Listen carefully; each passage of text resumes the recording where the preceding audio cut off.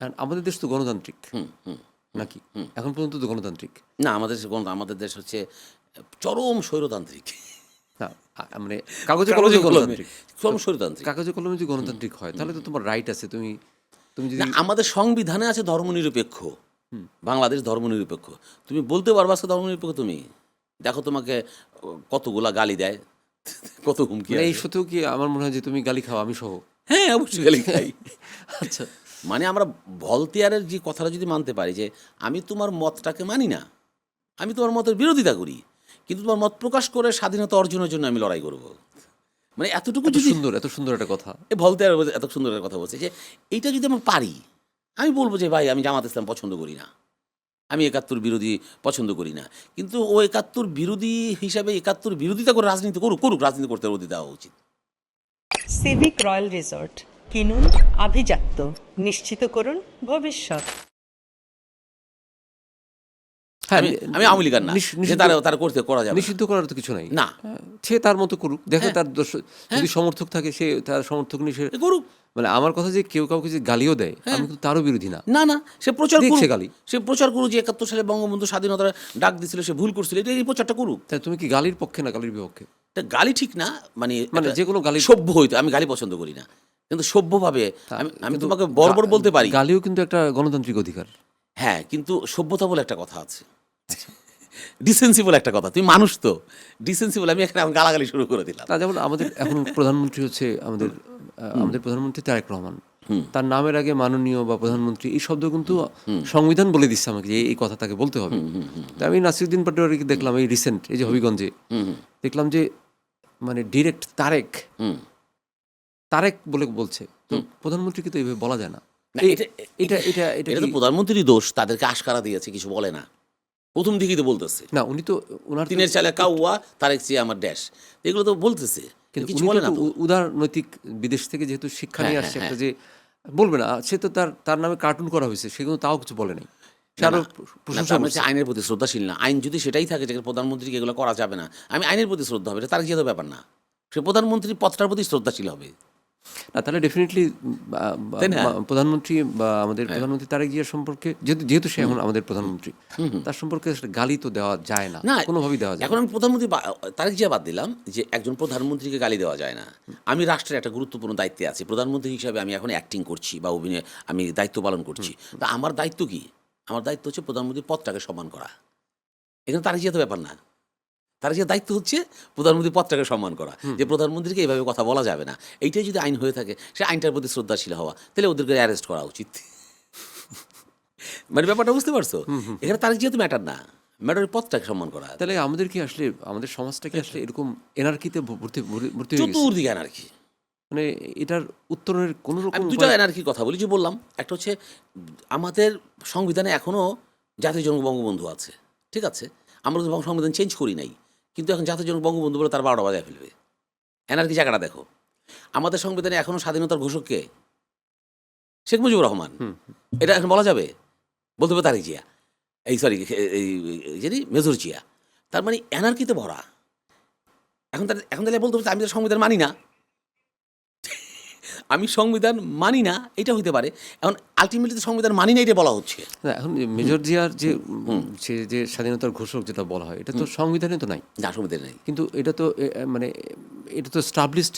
যেমন এই যে গত রাষ্ট্রপতি যে ছিল চুপ্পু, শাহাবুদ্দিন চুপ্পু, উনিকে বলছে যে উনিকে কিন্তু বলছে সরাসরি যে স্বাধীনতার ঘোষক।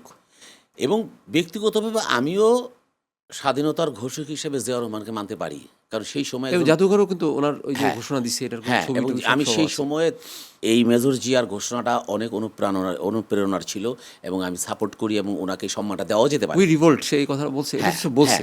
ওনাকে এই সম্মানটা দেওয়াই যেতে পারে। মানে মেজর জিয়াকে এই সম্মানটা দেওয়া যেতে পারে, স্বাধীনতা ঘোষণা দেওয়াই যেতে পারে, এটা আমি সাপোর্টও করতে পারি এবং করিও। কিন্তু কিন্তু সংবিধানে তো এটা নাই এখন। তাহলে আইদার সংবিধান চেঞ্জ করতে হবে, নয় সংবিধান ভায়োলেট করতে হবে, আর না হলে সংবিধানটা মানতে হবে। এখন কোথায় যাবো তুমি? তো এটা এটা একটা রাজনৈতিক বিতর্ক, আমরা এই বিতর্কের দিকে না যাই। আমাদের কথা আমি প্রসঙ্গে কিন্তু আমার মত বলি নাই, আমি বলছি সংবিধানের ব্যাপারটা। হ্যাঁ, যেমন একজন ডিসি চাকরি চলে গেছে বা তাকে সাসপেন্ড করছে, সে বলেছিল এই জাতির পিতার কথা বলেছে, সংবিধানে তো আছে, আমি একটা ডিসি ভায়োলেট করতে পারতেছি না। আপনি চেঞ্জ করেন, গোলাম আজমের নাম বলে গোলাম আজম বলবো, সংবিধানে যেটা আছে সেটাই বলবো। না এটাই এখন আমাদের আমরা আসলে মানে একটা এমন একটা জায়গায় একটা সময় এসে পৌঁছেছি Anarchy-তে ভরা। যে মানে এখানে কোনো কিছুই নেই এবং আমার যাকে খুশি একটা ট্যাগও দেওয়া যায়। ট্যাগের বিষয়টা খুব মানে আমার পছন্দ হচ্ছে না, আমি এটা ট্যাগ দিই। হ্যাঁ, না আমি বলে ফেলাম যে একটা লোক নাস্তিক। আরে নাস্তিক হওয়া বা আস্তিক হওয়া এত সোজা? আস্তিক হওয়া যেমন কঠিন, নাস্তিক হওয়া তেমন কঠিন। একটা বিশ্বাস, আবার বিশ্বাসকে ভায়োলেট করে যাতা ব্যাপার, ওই যোগ্যতা কি আমার আছে? হ্যাঁ, আমরা সাদা চোখের বলি যে হ্যাঁ আমি আল্লাহকে বিশ্বাস করি, কিন্তু আল্লাহকে চিনছে কয়জন? আল্লাহকে কতটুকু সে চর্চা করছে? হ্যাঁ, মানে এই জায়গাটা অনেক জটিল ব্যাপার না, মানে অনেক শিক্ষার ব্যাপার। তার চেয়ে বলো আমি বুঝি না, জানি না, আমি এটা মানি, সেটা ঠিক আছে। কিন্তু আমরা বলে ফেলতেছি এই উনি নাস্তিক, উনি ধর্ম মানে না। আরে ধর্মটা তুমি বোঝোই তো না।